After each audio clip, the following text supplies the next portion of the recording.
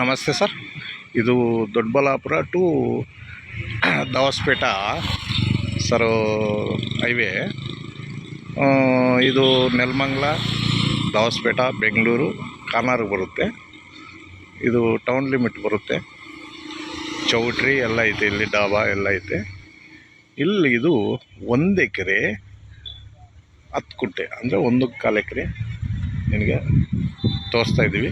ಇದು ಸೇಲಿಂಗ್ ಬಂದೈತೆ ಇವಾಗ.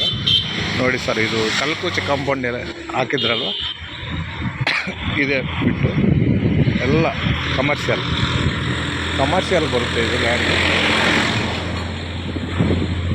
ಇದು ಬೆಂಗಳೂರು ಫ್ಲೇವರ್ ಹೈವೇಗೆ ಅಟ್ಯಾಚ್ ಇರುತ್ತೆ. ನೋಡಿ,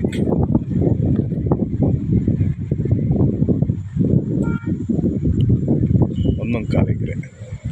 ಗಿಡ ಕಿತ್ಕೊಂಡೈತೆ, ಸರಿಯಾಗಿ ಕಾಣಿಸಲ್ಲ. ಹೈವೇಗೆ ಅಟ್ಯಾಚ್ ಇರೋದು,